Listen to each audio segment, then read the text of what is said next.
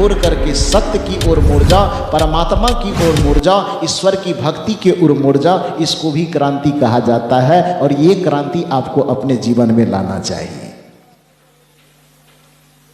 मृत्युर्मा अमृत गमय, अब तक जो हमारे जीवन जीने की शैली है वो बार बार आवागमन के चक्कर में फंसाने के लिए हमको विवश कर रहा है। अब तक जो हमारे सोचने की शैली है, अब तक जो हमारे जीने की शैली है, अब तक जो हमारे अपने चेतना को चलाने की शैली है, वह शैली हमें बार बार आवागमन के चक्कर में फंसाती है। आप सत्संग में आकर के संत और सद्गुरु से ऐसी युक्ति लें कि एक बार में ही उस आवागमन के जाल को तोड़ करके और मुक्ति के परम पद पर प्रतिष्ठित हो जाए। ये क्रांति आपको अपने जीवन में लाना चाहिए। यदि ये ला पाते हैं तो फिर इस भूमि पर जन्म लेना आपका सार्थक हो जाएगा, फिर मानव जीवन को धारण करना सार्थक हो जाएगा। मनुष्य का जीवन सिर्फ इसलिए नहीं महान है कि हम अच्छे अच्छे कपड़े पहन लेते हैं। मनुष्य का जीवन सिर्फ इसलिए नहीं, मन अभी सुन रहे थे, शायद ग्रंथ पाठ में ये प्रसंग आया होगा कि बड़े भाग्य मानुष तन पावा, सुर दुर्लभ सदग्रंथ ही गावा। हालांकि उस समय में पशु पक्षी भी थोड़ा अबोध होगा, नहीं समझता, उन्हें तो विद्रोह कर देता, वो नहीं करता। वो कहता गोस्वामी जी को कि आप आदमी के शरीर में तो आदमी का पक्ष ले रहे हैं, क्या कमी है। एक कहानी में बताओ, एक बार की बात है, दो गधा था। गधा समझते हैं, बड़ा विशाल शरीर वाला होता है, हाथी से भी लंबा, माथा झुला रहा है हाथी से भी लंबा। एक प्रवचन सुन रहा है क्या? गधा हाथी से भी लंबा होता है। अब हो सकता है बिहार वगैरह में तो नहीं होता, कलकत्ता में होता हो तो होता हो। गधा हाथी से लंबा होता है? नहीं होता है। गलत भी बोले तो यो माथा मत हिलाइए। ये आपकी चेतना की परीक्षा ली जाती है कि आप क्या सुन रहे हैं। हालांकि धार्मिक मंच को ऐसा बनाया गया है कि यहाँ से जो कुछ के अलवा कहे बथवा कहे, आदमी केवल वृंदावन बिहारी लाल की जय करता है। लेकिन ऐसा नहीं कीजिए। सत्संग इसीलिए नहीं है कि आप सब चीज में माथा हिलाइए। सत्संग इसलिए है कि आप अपनी चेतना को जगाइए। भगवान भी आकर के यदि गलत कहे तो उस बात पर भी आप प्रश्न पैदा कर सकें, ये आज्ञा भगवान ने ही दिया है। हालांकि कुछ लोगों ने कहा कि धर्म का मतलब तब विश्वास कर लेना, धर्म का मतलब तब मान लेना। नहीं, ये गलत व्याख्या है। धर्म का मतलब यदि मान लेना होता, अध्यात्म का अर्थ यदि मान लेना होता, तो भगवान श्री कृष्ण से अर्जुन को 700 प्रश्न करने की आवश्यकता न पड़ती क्या? यदि एक ही बार में भगवान कहे युद्ध करो और कृष्ण जी चुपचाप मान लेते, तो आज आपके हमारे सामने गीता नहीं उपलब्ध होता। वह गीता जो हमारे और आपके सामने उपलब्ध है, वो मानने के कारण नहीं है, बल्कि मन में जब तक सवाल पैदा हो रहा है तब तक भगवान तक से सवाल करने के कारण हमारे सामने में गीता है। इसलिए हमारी भारतीय संस्कृति सिखाती है कि भगवान भी सामने में हो, और यदि हमारी आत्मा जब तक उनके विचारों से संतुष्ट न होता हो तब तक हमें हाँ में हाँ माथा नहीं हिलाना चाहिए, बल्कि उनसे सवाल करना चाहिए। रामचरितमानस यदि मान लेने के पर सिर्फ यदि जोड़ देता तो काकभूषणी और गरुड़ के बीच में संवाद नहीं होता, क्योंकि संवाद की उपस्थिति वहीं पर होती है जहां पर माना नहीं जाता है, असहमत हुआ जाता है। शिव और पार्वती के संवाद की आवश्यकता न पड़ती। संवाद का मतलब ही होता है कि हमारे मन में कुछ सवाल हुआ, आपसे पूछ रहे हैं, आप जवाब दीजिए। गरुड़ जी के मन में सवाल हुआ, प्रश्न किया, काकभूषणी जी ने जवाब दिया। पार्वती जी के मन में सवाल हुआ, शंकर जी से पूछा और शिव जी ने उसको जवाब दिया। यही तो संवाद है ना। पूरी भारतीय संस्कृति मानने के से जुड़ी हुई नहीं है। छंदोपनिषद में क्या है, वेद में क्या है? वेद को श्रुति कहा गया है। श्रुति का अर्थ क्या होता है? वेद का पहला नाम क्या है? वेद का सबसे पहला नाम है श्रुति।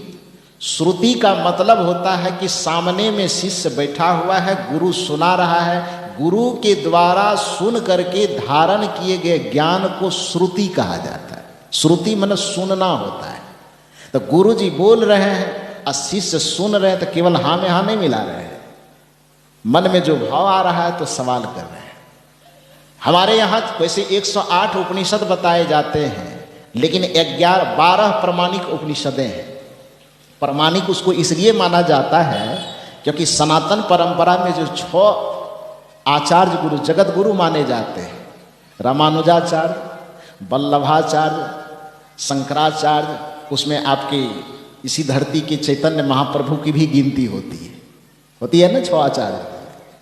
तो 6 आचार्यों के द्वारा, माधवाचार्य जिन्होंने द्वैतवाद चलाया, रामानुजाचार्य जिन्होंने विशिष्टाद्वैतवाद चलाया, शंकराचार्य जिन्होंने अद्वैतवाद चलाया, तो द्वैतवाद, अद्वैतवाद, विशिष्टाद्वैतवाद, द्वैतवाद, द्वैतवाद, ये सब शुद्धाद्वैतवाद, ये सब वाद चलाने वाले जितने आचार्य हुए 6 आचार्य, इन 6 आचार्य ने जिन उपनिषदों पर टिक्का टिप्पणी लिखा, उन उपनिषदों को हमारे भारतीय साहित्य में प्रमाणिक माना जाता है। वैसे गिनती 108 होती है, लेकिन प्रमाणिक कितना माना जाता है? 12। उन 12 उपनिषद में जब आप चर्चा देखेंगे तो क्या है, छंदोग्य उपनिषद में कृष्ण और महर्षि अंगिरस के बीच चर्चा है। श्री कृष्ण प्रश्न करते हैं और महर्षि अंगिरस उसका जवाब देते हैं। कठोपनिषद है, उसमें क्या है, वहां तो सीधे जमराजे से सवाल है। कठोपनिषद में जमराज से सवाल है कि नहीं? और वही सवाल करने वाला कौन है? एक छोटा सा बच्चा, नचिकेता। सोचिए कि भारत की संस्कृति क्या सिखा रही है कि जमराज भी सामने में आ जाए, और यदि आप मां के गर्भ से जन्म लिए, अभी तक आपका दूध भी न छूटा हो, फिर भी सामने में जमराज खड़ा हो, तो जमराज के डर से भी उसकी बात में हाँ मत मिलाइए, बल्कि जमराज के मुंह में भी उंगली डाल करके सवाल आप कर सकते हैं। ये सामर्थ्य आपको भारत का ज्ञान देता है।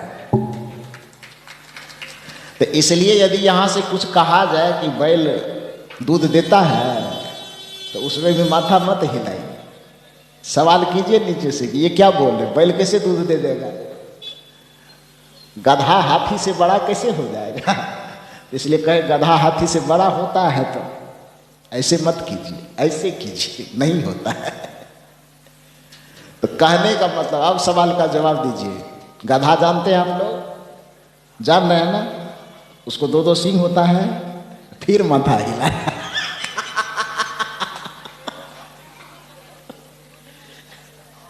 गधा को सींग कहां से होता है?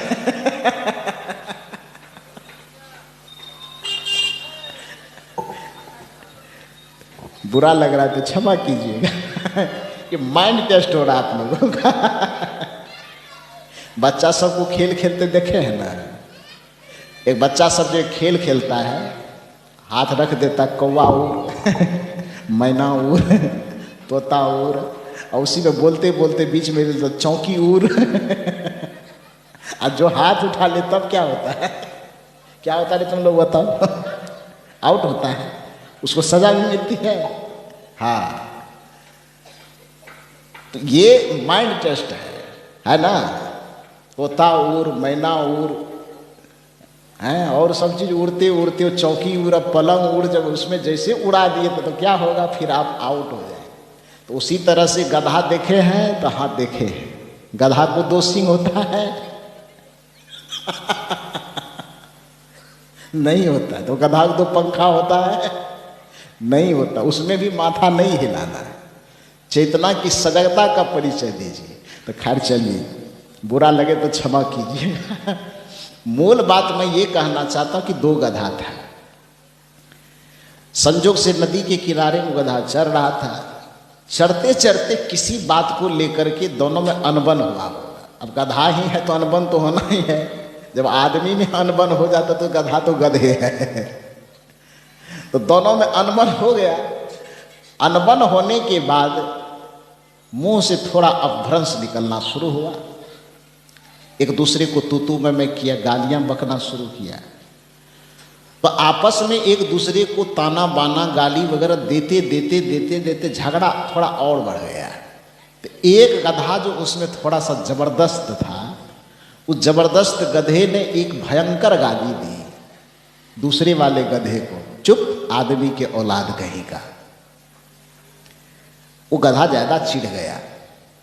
और सोचिए कि जिसको हम कह रहे बड़े भाग्य मानुष तन पावा, वो बड़े भाग मानुस्तन पावा वाला गाली दिया उसको कि आदमी के औलाद। ये तो बड़े गर्व की बात होनी चाहिए ना कि आदमी जब कोई बढ़िया काम करता है, शेर का जिगर पाया है, तो इसमें आदमी फूलता है, हमको शेर कह रहा है, तू तो है वाह बेटा मेरा शेर है, ये कहता है ना, शाबाशी किसी को देता है, ये तो शेर हो गया है, तो उसमें आदमी फूलता है। लेकिन उस गधा को कहा गया चुप, आदमी के औलाद कहेगा। गधा को चिंता हो गई, उसने कहा डायरेक्ट सुप्रीम कोर्ट में केस करेंगे।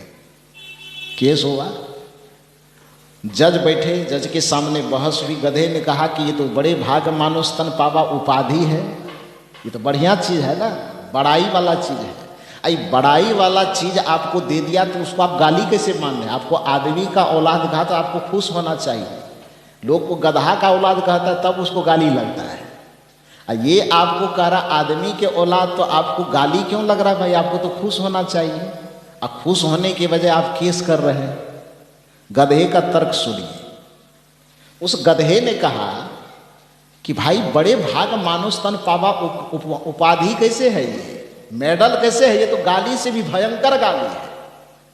गाली किसी ने बना दिया, गधा कहीं का पता नहीं, लोग के दिमाग में गधा नीचा होता इसीलिए वो गधा को गाली बना रहा है। लेकिन हमारी समझ से वो गधा तर्क दे रहा, मैं नहीं दे रहा हूं, क्षमा कीजिएगा। उस सुप्रीम कोर्ट में वो गधा तर्क दे रहा है। वो गधा कहता है कि लोग कहते गधा कहीं का ये गाली बनता है, लेकिन मेरी समझ यह कहती है कि आदमी कहीं का ये गाली बनना चाहिए, गधा कहीं का गाली बनने का कोई तुक नहीं है। जज ने पूछा कैसे? गधा ने कहा एक बात बताइए कि आज तक आपने सुना है कि किसी गधा ने किसी के घर में जाके चोरी किया है? कहा नहीं सुने हैं। तो चोरी किसने किया है? चोरी कौन करता है, गधा की आदमी? थोड़ा जोर से बोल दीजिए, लाज लग रहा है, क्योंकि मन से कहा जरा बड़े भाग मानो स्तर पावा। जज ने पूछा, गधे ने कहा कि आप यह बताइए कि चाहे आप हिंदुस्तान अखबार खोलिए, दैनिक जागरण खोलिए, या और कोई राष्ट्रीय पत्र पत्रिका उठाइए, या टीवी का कोई चैनल खोलिए, तो उस पर बलात्कार की घटना दिखाई देती है तो उसमें आदमी का नाम आता है कि गधा का? थोड़ा जोर से बोल दीजिए, बड़े भाग मानो स्तन पावा है कि नाम किसका आता है? आदमी का। मर्डर की, हत्या की घटना दिखाई जाती है दुनिया के किसी भी जगह पे, हत्या करने वाला कोई गधा होता है कि आदमी होता है? शराब के तस्करी में पकड़ाता है, आदमी की गधा। गांजा धोखते हुए पकड़ाता है, आदमी की गधा। चोरी करने वाला आदमी, बेईमानी करने वाला आदमी, भ्रष्टाचार करने वाला आदमी, लूटने घसुटने वाला आदमी, एक दूसरे का शोषण दमन उत्पीड़न करने वाला आदमी, गला चापने वाला आदमी, मरने वाला आदमी, मारने वाला आदमी, तो बड़े भाग मानो स्तन पावा कैसे? ये मेरा तर्क नहीं, वो गधा का तर्क है। समझ रहे बात को? अच्छा आप बताइए फैसला की जो गधा ठीक कह रहा है कि गलत कह रहा है? ठीक कह रहा है ना?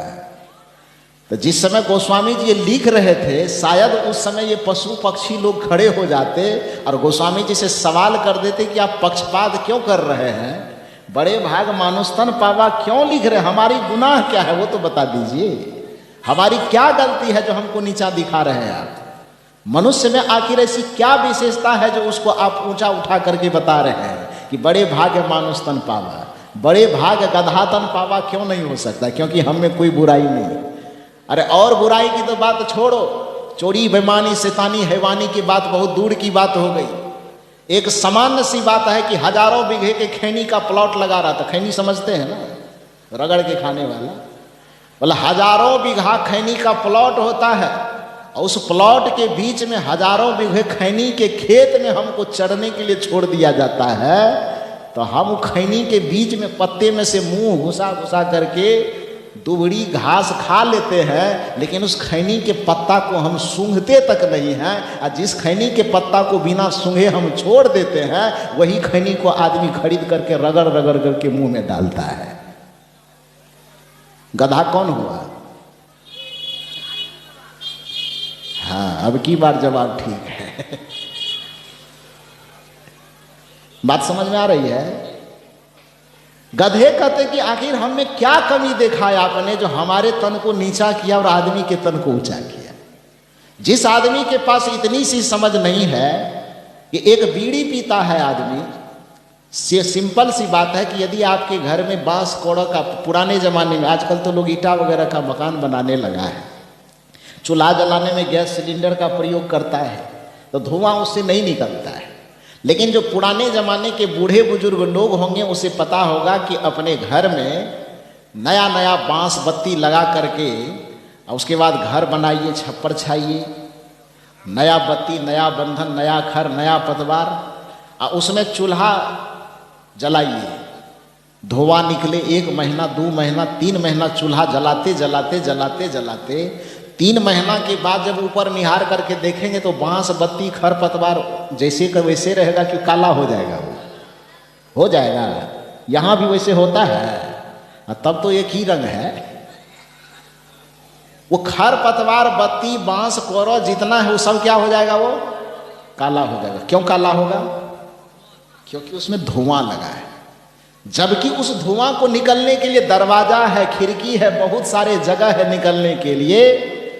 जब उस धुआं को निकलने का इतना बड़ा फैलाव, इतना बड़ा अवकाश होने के बावजूद भी वह धुआं बांस बत्ती कोड़ो कठोर जैसे कठोर चीज़ों को भी वह काला कर सकता है, तो जब कोई नासमझ आदमी बीड़ी और सिगरेट जाकर के दुकान पर खरीदता है और खरीद करके लेता है और धुआं को मुंह में खींच करके पेट और फेफड़े के अंदर डालता है, तो वहाँ धुआं तो निकलने का जगह भी नहीं है, वहाँ वो कौन सी स्थिति करेगा? जरा बताइए तो, हानि करेगा न करेगा? और जो चीज खुद को हानि करने वाला है उस व्यक्ति को यह भी समझ में नहीं आ रहा कि भीतर में फेफड़ा है, भीतर में किडनी है, भीतर में दिल धड़क रहा है जो पूरे शरीर में खून को भेज रहा है, भीतर में वह किडनी है जो पूरे शरीर के रक्त को शुद्ध कर रहा है। जिसको इतनी सी समझ नहीं है कि हमारे अंदर में फेफड़ा, दिल, किडनी इत्यादि है, यहाँ कोई सिंगापुरी केरा नहीं है कि उसको दे करके धोंक करके पका रहे हैं, है क्या? भीतर में कोई सिंगापुरी केला है? वो तो नहीं है। तो वो धुआं धोंक धोंक करके उसको पका रहा है। तो जो धुआं बाहर के बांस जैसे कठोर चीज को काला कर सकता है, तो वही धुआं अंदर में जाकर के मुलायम किडनी को क्या करेगा? वो फेफड़ा को क्या करेगा? वो जिस व्यक्ति के पास इतनी सी समझ नहीं हो कि धुआं पीने की चीज नहीं है, धुआं अंदर में डालने की चीज नहीं है, उसके लिए बड़े भाग्य मानुष तन पावा का फॉर्मूला लगेगा। गधा की शिकायत है, ये हम नहीं कर रहे हैं, गधा कह रहा है कि हमको ये दूसरा गाली दे देता हम बर्दाश्त कर लेते, दूसरा और कुछ कह देता हम बर्दाश्त कर लेते। इसने क्यों कहा कि आदमी की औलाद है, कि आदमी क्यों बना दिया है? हम आदमी नहीं बनना चाहते। मनुष्य को भले लगे कि हम बहुत महान हैं, हम महान हैं, लेकिन कब महान हैं? जब आपके जीवन में सच्चरित्रता हो तब आप महान हैं। जब आपके जीवन में पवित्रता हो तब आप महान हैं। जब आपके जीवन में संयम हो तब आप महान हैं। जब आपके जीवन में सदाचार हो, शील हो, सद्गुण हो, सत्संग हो, गुरु की भक्ति हो, तब आप महान हैं। अन्यथा केवल मनुष्य शरीर पाने मात्र से यदि अपने आप को महान समझ रहे हैं तो शायद उस गधा का जवाब आप नहीं दे पाइएगा जो सवाल वो आपसे कर रहा है। वो गधा सवाल कर रहा है आपसे कि नैतिकता में हम आपसे आगे क्योंकि हम व्यभिचार नहीं करते। वो गधा आपसे सवाल कर रहा है कि नैतिकता में हम आपसे आगे हैं क्योंकि हम नशा का प्रयोग नहीं करते। वह गधा आपसे सवाल कर रहा है कि व्यभिचारियों में गिनती आपकी आती है, व्यभिचारियों में गिनती हमारी नहीं आती है। वह गधा आपसे सवाल कर रहा है कि हत्यारियों की भूमिका आपके जीवन में है, हत्या आपके नाम से जुड़ा हुआ होता है, हत्या हमारे नाम से जुड़ा हुआ नहीं होता है। चोरी, बेईमानी, शैतानी, हैवानी आपके नाम से जुड़ा हुआ होता है, वह मेरे नाम से जुड़ा हुआ नहीं होता है। इसलिए बड़े भाग्य मानुस्तन पावा कहना अपने आप में निरर्थक है, मत कहिए। बड़े भाग्य मानुस्तन पाना कहने का अधिकारी केवल वह है जिनकी कतारों में आप चित्र देख रहे हैं, जिनके चित्र को आप देख रहे हैं, जिनके नाम से मानवता एकदम सुशोभित हो रहा है। उस मानव के लिए यदि कहा जाए कि बड़े भाग्य मानुस्तन पावा तो ठीक है। रावण के लिए नहीं कहा जा सकता बड़े भाग्य मानुस्तन पावा। राम के लिए कहा जा सकता है कि बड़े भाग मानुष तन पावा। कंस के लिए नहीं कहा जा सकता कि बड़े भाग मानुष तन पावा। श्री कृष्ण के लिए कहा जा सकता है कि बड़े भाग मानुष तन पावा। दुर्योधन के लिए नहीं कहा जा सकता, दुशासन के लिए नहीं कहा जा सकता बड़े भाग मानुष तन पावा। पांडवों के लिए कहा जा सकता है कि बड़े भाग मानुष तन पावा। शकुनी के लिए नहीं कहा जा सकता कि बड़े भाग मानुष तन पावा। श्री कृष्ण के लिए कहा जा सकता है बड़े भाग मानुष तन पावा। कौशल्या के लिए कहा जा सकता है बड़े भाग मानुष तन पावा। सुमित्रा के लिए कहा जा सकता है, उर्मिला के लिए कहा जा सकता है, सीता के लिए कहा जा सकता है, लेकिन उसी जगह पर मंथरा के लिए नहीं कहा जा सकता है बड़े भाग मानुष तन पावा। कहा जाएगा क्या? बिल्कुल नहीं कहा जाएगा। तो बड़े भाग मानुष तन पावा की गरिमा को बनाने के लिए भी हमको अपने जीवन में जो क्रांति चाहिए, वो क्रांति यह सत्संग लाता है। क्रांति का मतलब उखाड़ पुखाड़ नहीं, क्रांति का मतलब बदलाव। बदलाव को क्रांति कहते हैं। हालांकि क्रांति के अर्थ को लोगों ने थोड़ा बदनाम कर दिया है। बदनाम इसलिए क्या? क्योंकि वो शब्द के मर्यादा को नहीं जानता है। क्रांति बदलाव का प्रतीक है। अब विद्रोह व्यवस्था में कुछ नोच पोच इधर उधर करने का, तोड़ फोड़ करने का, उसका प्रतीक है। लेकिन यहाँ पर लोगों ने विद्रोह और क्रांति दोनों के अर्थ को एक में घुला मिला दिया। कोई विद्रोह कह देता तो भी उसका वही मतलब निकालता है, और क्रांति कह देता तो भी उसका वही मतलब निकालता है, जबकि दोनों के अर्थ में बहुत आसमान और धरती का फर्क है। तो आपके चेतना में क्रांति चाहिए, इसीलिए सत्संग किया जाता है। सचमुच में आप मानव जीवन को जो पाए हैं, उस गधे के सवाल पर आप खड़ा उतर सकिए। तो गोस्वामी जी से यह सवाल किया गया कि आपने मनुष्य का पक्ष क्यों लिया? गोस्वामी जी ने कहा कि मैं मानव जीवन की बड़ाई किया हूं, लेकिन सबकी बड़ाई नहीं किया। यदि सबकी बड़ाई करता तो गोस्वामी जी ने कहा कि यदि हमसे भूल हो रही तो लो भूल सुधार कर देता हूं। एक पंक्ति में उन्होंने भूल सुधार किया। क्या कहा? क्षिति जल पावक गगन समीरा, पंच रचित यह अधम शरीरा। गोस्वामी जी ने कहा कि हे प्राणियों, यदि आपको लगता है कि मैं मनुष्य के तरफ थोड़ा सा पक्षपाती रवैया अपना रहा हूं, तो लीजिए आपके संतुष्टि के लिए एक दोहा मैं और लिख देता हूं। क्षिति जल पावक गगन समीरा, पंच रचित यह अधम शरीरा। अधम मतलब अच्छा, कि अधम मतलब खराब, अधम मतलब ऊंचा, कि अधम मतलब नीचा, नीचा होता है। गोस्वामी जी ने कहा कि यदि आपको लगता है कि बड़े भाग मानुष तन पावा कह करके मैं मनुष्य की तरफ थोड़ा ज्यादा झुक रहा हूं, मनुष्य की मैं ज्यादा बड़ाई कर रहा हूं, तो एक पंक्ति में मैं क्षमा प्रार्थना कर रहा हूं कि मैं सभी मनुष्यों की बड़ाई नहीं कर रहा हूं। मानव शरीर की केवल में बड़ाई नहीं करना। यदि शरीर की बड़ाई करनी होती तो क्षितिजल पावक गगन समीरा पंच रचित यह अधम शरीरा कहने की जरूरत नहीं पड़ती। फिर कहा कि तब कुछ लोगों की बड़ाई आप करते हैं कि नहीं? कहा हाँ, मानव जीवन की बड़ाई मैं तन के स्तर पर नहीं करता हूं। मानव जीवन की बड़ाई केवल उसके रहने सहने खाने पीने के स्तर पे नहीं करता हूं, बल्कि मानव जीवन की बड़ाई यदि की जा सकती है तो बड़ाई करने का इतना ही कारण है कि साधन धाम मोक्ष कर द्वारा, पायन जहि परलोक सवारा। मानव तन की विशेषता इसलिए नहीं हो सकती, इसकी देखने में थोड़ा चिट्ठा चिकना लग रहा है। मानव जीवन की बड़ाई इसलिए नहीं की जा सकती कि केवल वो अच्छे अच्छे कपड़े पहनते हैं, 56 प्रकार के व्यंजन का भोजन करते हैं, रहने के लिए अच्छा मकान बना लेते हैं, इसके लिए मानव की बड़ाई नहीं की जाएगी। लेकिन हाँ, एक चीज है जो मानव के अलावा धरती का कोई प्राणी सिद्ध नहीं कर सकता है, और वह चीज है कि धरती का सभी प्राणी, अन्य प्राणी भी मनुष्य की तरह जीवन व्यतीत तो कर सकता है, लेकिन मनुष्य की तरह कोई भी प्राणी भक्ति नहीं कर सकता है और मुक्ति और मोक्ष की साधना नहीं कर सकता है। इस मामले में मनुष्य की बड़ाई है, मनुष्य की महानता है। तो जो व्यक्ति कुसंग से बच करके सुसंग के तरफ चले, समझ लेना चाहिए कि उसके जीवन में क्रांति आई। जो व्यक्ति असत्य से सत्य की ओर मुड़े, तब समझना चाहिए कि उसके जीवन में क्रांति आई। जो व्यक्ति कदाचार से मुड़ करके सदाचार के पथ में लगे, तब समझना चाहिए कि उसके जीवन में क्रांति आई। जो व्यक्ति अधर्म के पथ से मुड़ करके धर्म के पथ में लगे, समझना चाहिए उसके जीवन में क्रांति आई। मैं मूल रूप से कहना यह चाहता हूं कि आप सब इस धरती के बच्चे हैं, आप सब उस धरती पर जन्म पाने का सौभाग्य पाए हैं जिस धरती से राजनीतिक दृष्टिकोण से, सामाजिक दृष्टिकोण से, धार्मिक दृष्टिकोण से, तीनों ही दृष्टिकोणों से क्रांति की उत्पत्ति हुई। तो जो धरती क्रांति को ही उत्पन्न करने वाला है, उस धरती पर रह करके हम लोगों को भी क्रांतिकारी बनना चाहिए। क्रांतिकारी बनना चाहिए इस मामले में नहीं कि हमें देश को बदलना है, देश बाद में बदलेगा, पहले हमें खुद को बदलना है।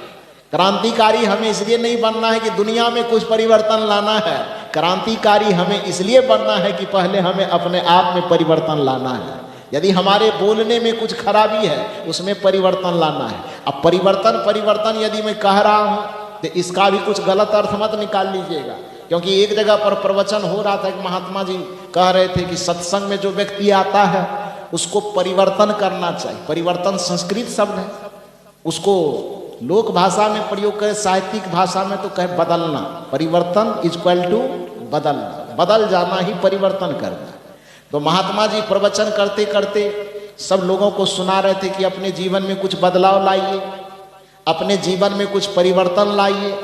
बार बार जो प्रवचन में परिवर्तन बदलाव की बात कर रहा था, उसी सत्संग में दो चार नया सत्संगी लोग आया था। नया कभी आता नहीं था, गांव के सब लोग सुनने के लिए जाते थे, तो उसी के बीच में उसको भी सब लोग कहते थे महाराज बड़ा प्रवचन हो रहा है, सुंदर प्रवचन हो रहा है, आप लोग भी चलिए।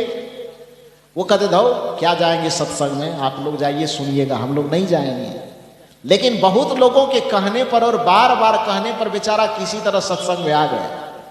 महात्मा जब मंच से 7 दिन तक सुनाए कथा में कि परिवर्तन करो, बदलाव करो, कुछ ना कुछ बदलो, कुछ ना कुछ परिवर्तन करो, सुनते जो पहले से सत्संगी थे उसका हृदय थोड़ा सा पिघला। कुछ ने कहा गुरुजी मेरे जीवन में ये बुराई है, मैं इसको बदल डालता हूँ। कुछ ने कहा मुझे अंदर झूठ बोलने की आदत है, मैं इसका परिवर्तन कर देता हूँ। किसी ने कहा मेरे अंदर निंदा करने की आदत है, मैं इसका परिवर्तन कर देता हूँ। मैंने किसी हर आदमी के जिसके भी दिल में सत्संग थोड़ा बहुत भी बैठा, महात्मा की बातें अच्छी लगी, तो महात्मा चूंकि परिवर्तन का संकल्प करवा रहे थे तो लोगों ने परिवर्तन कुछ न कुछ किया। उसी में जो नया 4 आदमी आया था, वो 4 आदमी जब रास्ते में प्रवचन सुन करके जाने लगा तो जो लाया था उसको सुनने के लिए, उसने कहा अरे भाई हम लोग तो इतना दिन से प्रभावित हैं तो कुछ ना कुछ परिवर्तन किए ही, तुम जो नया आया महात्मा जी की बात अच्छी लगी कि नहीं लगी? वो 4 नए व्यक्ति ने कहा कि हाँ महात्मा की तो बात अच्छी लगी, मेरे भी दिमाग में ठीक जची कि कुछ ना कुछ बदलना चाहिए। तो अच्छा तो कुछ बदला कि नहीं बदला? कहा हाँ बदले। कहा क्या बदला? कहा और तो महात्मा जी ये तो फ्रेश करके नहीं बताए ना कि क्या बदलना चाहिए, उन्होंने केवल ये बताया कि कुछ ना कुछ बदलो। तो हमको देखे चारों तरफ कुछ समझ में नहीं आया, तो पंडाल से निकलने वक्त लोगों का चप्पल बदल लिए।